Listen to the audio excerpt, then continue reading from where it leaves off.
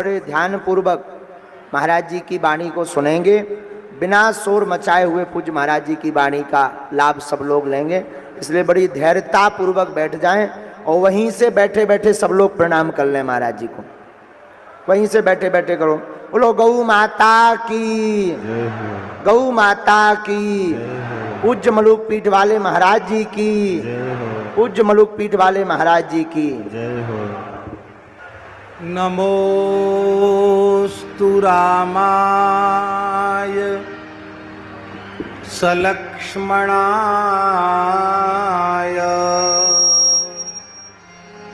देव्यै च तस्यै जनकात्मजायै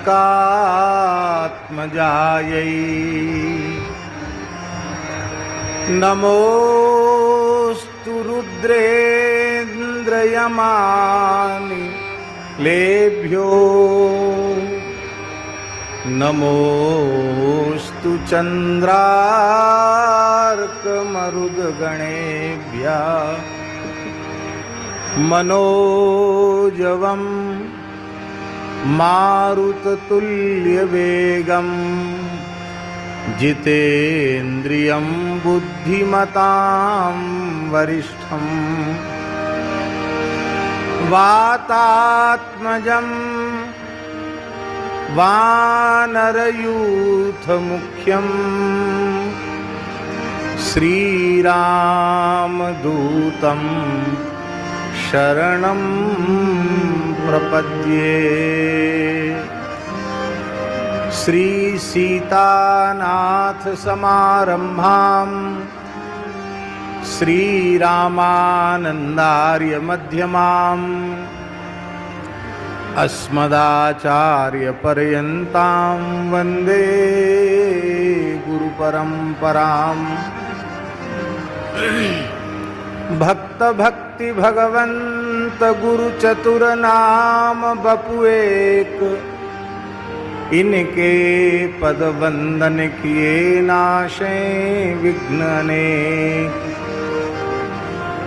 श्री राम जय जय राम, श्री राम जय जय राम,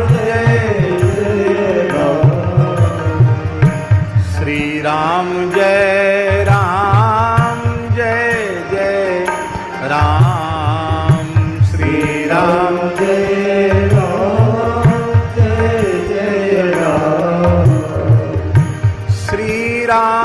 जय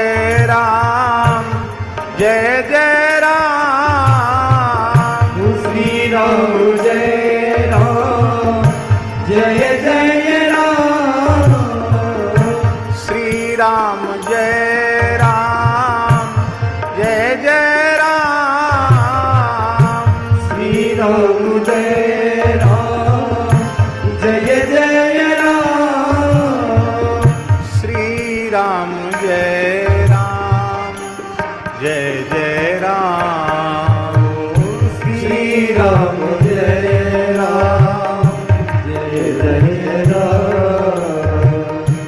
जय सिया राम जय हनुमान, जय सिया राम जय सिया राम। संकट मोचन कृपा निधान, संकट मोचन कृपा निधान। जय जय विघ्न हरण हनुमान, जय जय विघ्न हरण हनुमान। श्री राम जय जय राम, श्री राम जय जय राम।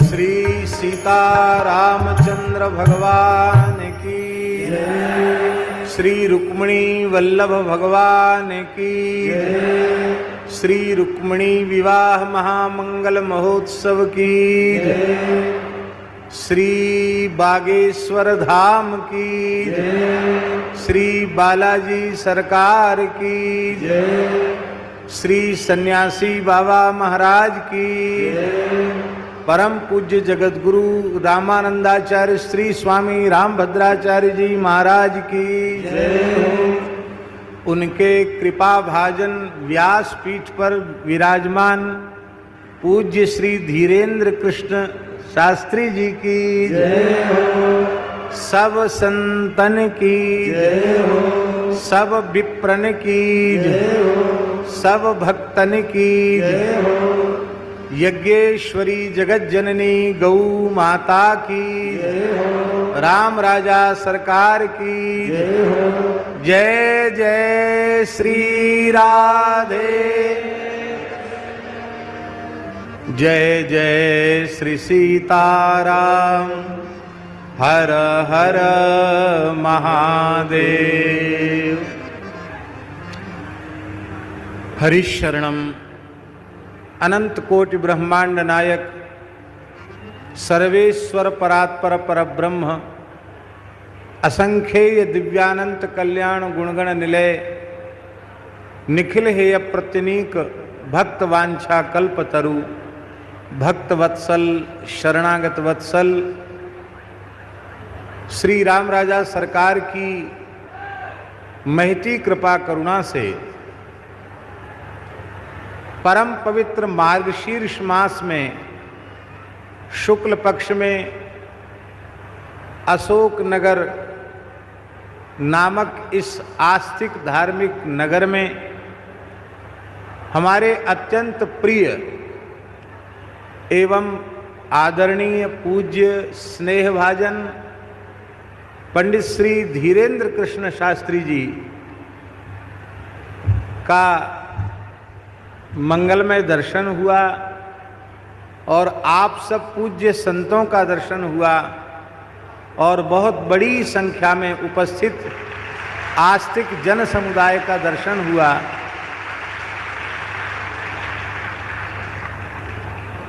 शास्त्री जी हमारे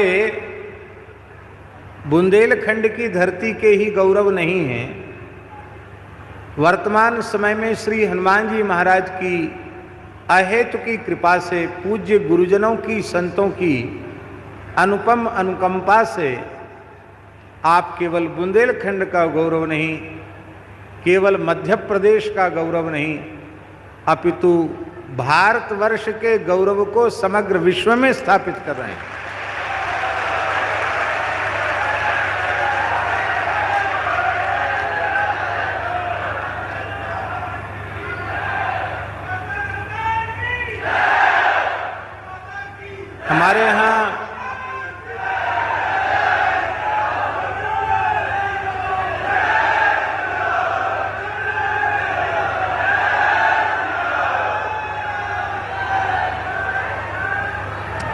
हमारे यहाँ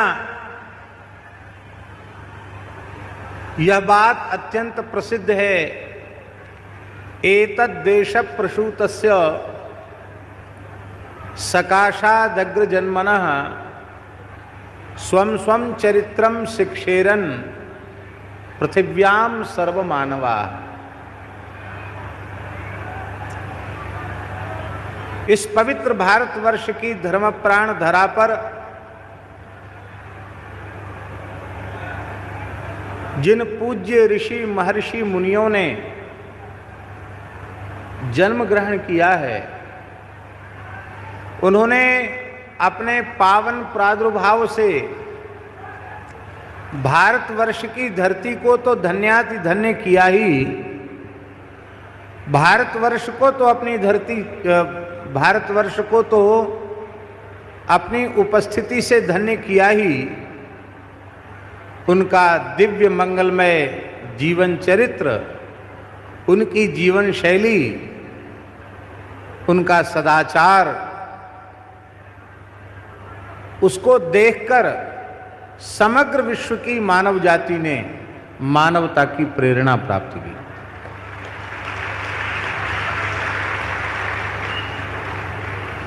आप सब कितने भाग्यशाली हैं कि कल तो आपने श्री सीताराम जी का विवाह महोत्सव मनाया, विवाह पंचमी थी कल। सिय रघुवीर विवाह जे सप्रेम गावहि सुनई, तिनकहु सदा उछाह मंगलायतन राम जसु। और आज भगवान श्री कृष्ण और रुक्मिणी जी के मंगलमय विवाह का प्रसंग व्यासपीठ से श्रद्धेय शास्त्री जी के मुखारविंद से आप सब लोगों ने सुना।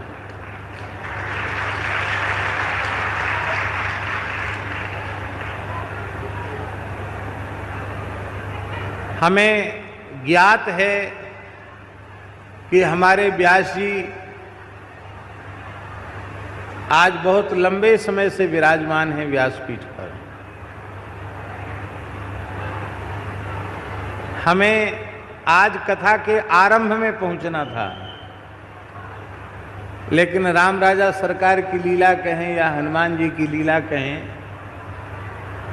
चाह कर भी हम समय से नहीं निकल सके और लगभग 4 बजे के बाद ओरछा से हम चल सके और वहाँ से लगातार चलकर आ रहे हैं। हम तो निराश हो गए थे कि कथा तो 6 बजे तक विराम ले जाएगी और दिन भर के थके होंगे, आज मंगलवार भी है। फिर हमारे पंडित श्री रोहित रिछारिया जी ने कहा कि महाराज जी के व्यासपीठ पर दर्शन हो जाएंगे और कुछ श्रवण करने का अवसर भी मिल जाएगा। हमारे आज पूरे दिन की थकान समाप्त हो गई आपका दर्शन करके। और हम श्री हनुमान जी से यही प्रार्थना करते हैं कि हमारे अत्यंत प्रिय और पूज्य भी श्री शास्त्री जी को किसी की भी नजर गुजर न लगे,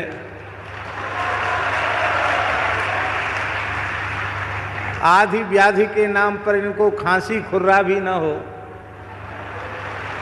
ऐसे ही मुस्कुराते रहें और ऐसे ही इनकी वाणी का लाभ समग्र विश्व प्राप्त करता रहे।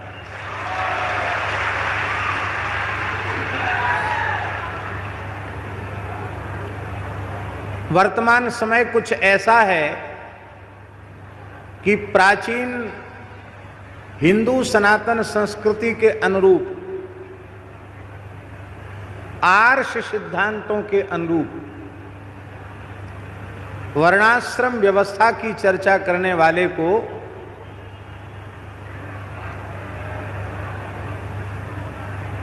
बहुत अच्छा नहीं समझा जाता। लेकिन इस बात पर हमें विचार करना चाहिए,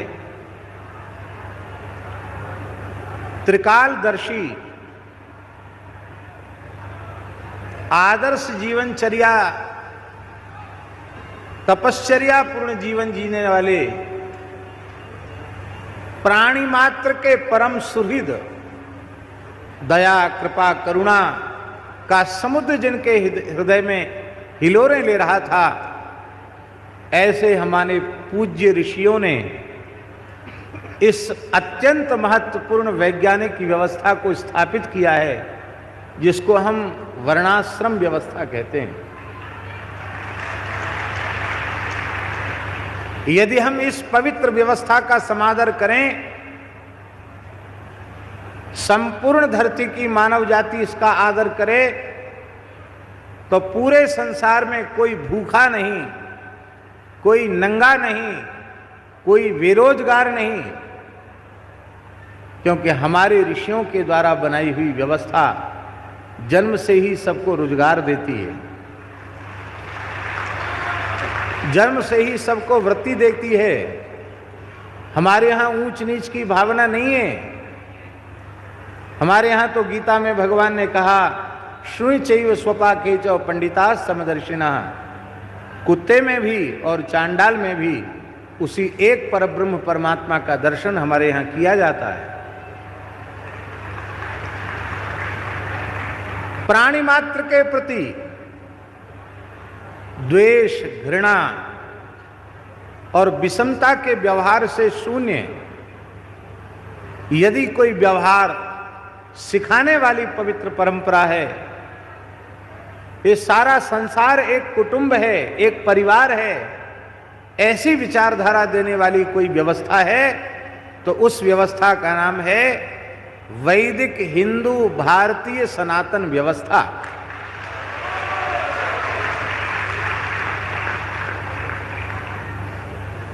आज उस व्यवस्था के महत्व को हम लोग भूल कैसे गए? उसके दो कारण हैं। एक मुख्य कारण तो यह है कि जो इस व्यवस्था की मूल है, जड़ है, वेद लक्षणा भारतीय देसी गाय, उस गाय की महिमा से कहीं ना कहीं हम विमुख हो गए। गाय केवल हमारे घर आंगन से नहीं गई, गाय केवल हमारे खेत खलिहान से नहीं गई। दुख और दुर्भाग्य की बात है, गाय हमारे हृदय से चली गई।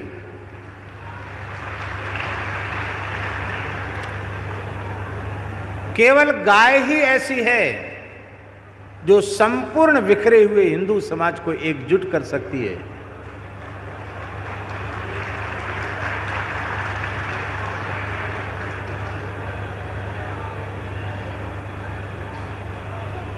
गाय हमारी आराध्या नहीं है,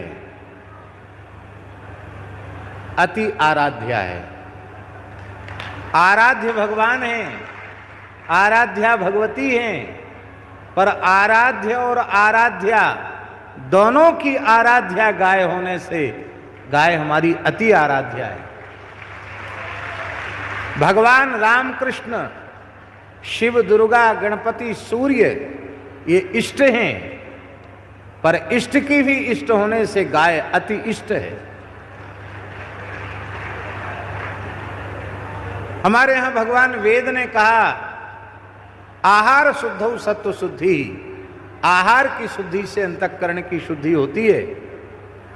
और हमें अत्यंत सात्विक पवित्र दिव्य आहार यदि संसार का कोई प्राणी प्रदान कर सकता है तो वह परमात्मा का वरदान, इस धरती के लिए वरदान, संपूर्ण प्रकृति और पर्यावरण के लिए वरदान, वेद लक्षणा भारतीय गोमाता ही हमें अत्यंत पवित्र आहार दे सकती है।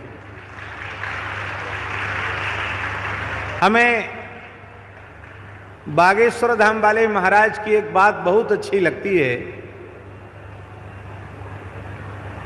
एक हिंदू एक गाय।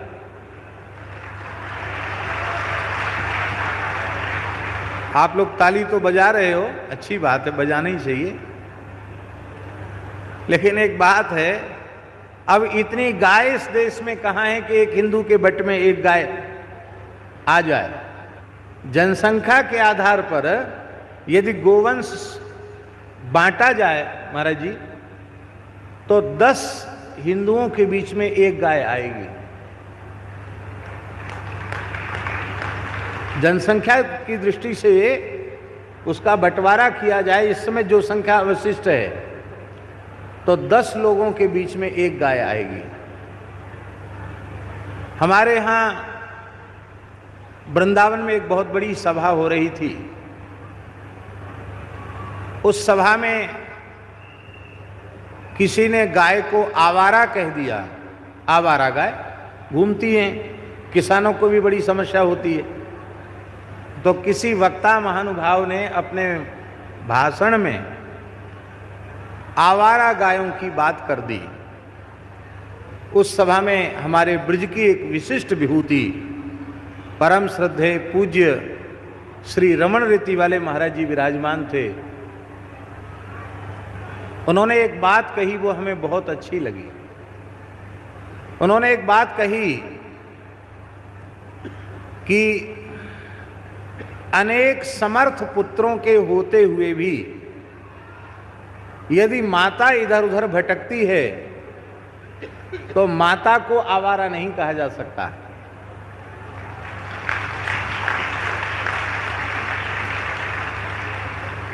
उसकी संतान को आवारा कहा जाएगा। तुम गाय को अपनी माता कहते हो और फिर ये भी कह रहे हो कि वो आवारा घूम रही है। तुम नालायक हो, तुम आवारा हो, जो तुम्हारे रहते हुए गाय की ऐसी स्थिति हो रही है।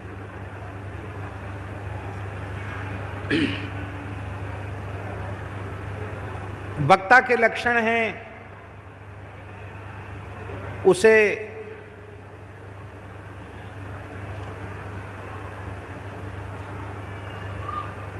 शरीर संसार से विरक्त होना चाहिए। शरीर संसार से विरक्त का अर्थ है शरीर और शरीर से संबद्ध संसार, इसमें आसक्ति न हो। हमारा इनका भी एक परिवार नहीं है, सारी धरती ही हमारा परिवार है। आप सब हमारे परिवार के हैं, उसमें कोई जाति वर्ग अथवा संप्रदाय का भेद नहीं है। भगवान के नाते आप सब हमारे परिवार के हैं। शरीर संसार में अहंता ममता जिनकी मिट चुकी है उन्हें विरक्त कहते हैं। वक्ता को विरक्त होना चाहिए, वैष्णव होना चाहिए। आप परम वैष्णव भी हैं और परंपरा से प्राप्त जो शास्त्रों का ज्ञान है उसका अधिगम होना चाहिए। भगवान की वह भी आप पर अतिशय कृपा है। और आप जो कुछ कहते हैं उसके मूल में श्री हनुमान जी महाराज की कृपा, जो ज्ञानीनाम अग्रगण्यम है, बुद्धिमताम वरिष्ठम है, और गुरुजनों की कृपा। कृपा से जो संभव है वो अपने पुरुषार्थ से संभव नहीं। अपने पुरुषार्थ से मनुष्य कितना करेगा? मनुष्य की शक्ति अत्यंत सीमित है, किंतु कृपा के द्वारा वह असीमित कार्य कर सकता है। भगवान ऐसे ही अत्यंत पवित्र कार्य, कथा कीर्तन सत्संग के कार्य, देखिए यद्यपि देर बहुत हो गई है लेकिन एक बात कहना हमारे बहुत जरूरी है, इसलिए हम कह रहे हैं। संसार के दुखी प्राणियों के दुख दर्द की निवृत्ति आपके माध्यम से हनुमान जी की कृपा और पूज्य सन्यासी बाबा की कृपा, उनकी कृपा के माध्यम से हो रही है। पर वो दुख की मुक्ति शाश्वत नहीं है। पर जो श्रीमद् भागवत का वाचन व्यासपीठ पर विराजमान होकर के आप कर रहे हैं, इसको यदि श्रद्धा पूर्वक आप श्रवण करें और इसे धारण करें, अपने व्यवहार में उतारें, तो आपको शाश्वत समाधान भागवत जी की कृपा से होगा।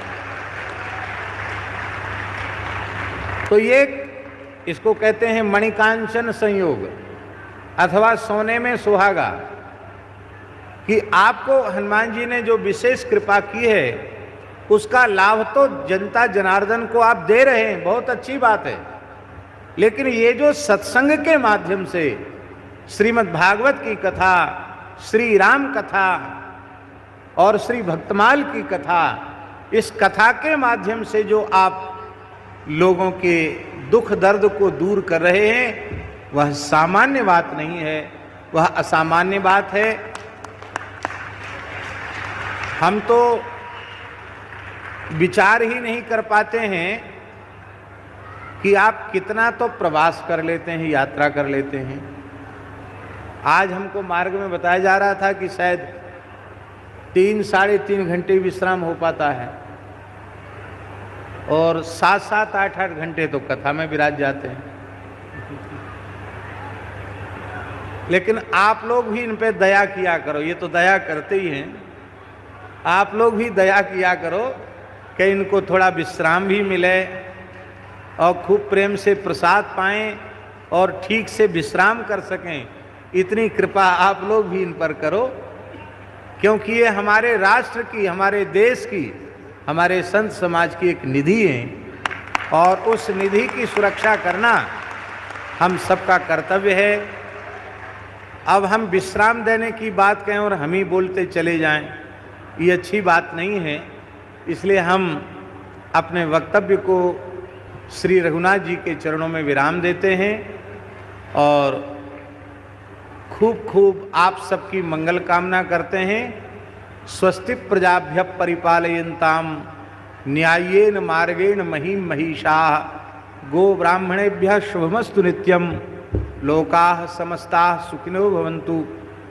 अपुत्रः पुत्रिणः सन्तु पुत्रिणः सन्तु पौत्रिणः अधनाः सधनाः सन्तु जीवन्तु शरदां शतम्।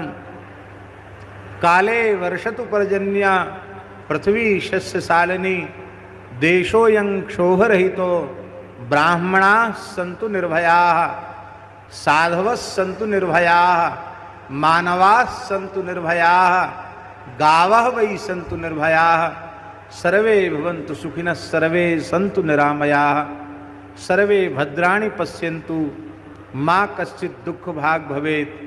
श्री राम जय राम, जय जय राम, नारायण नारायण।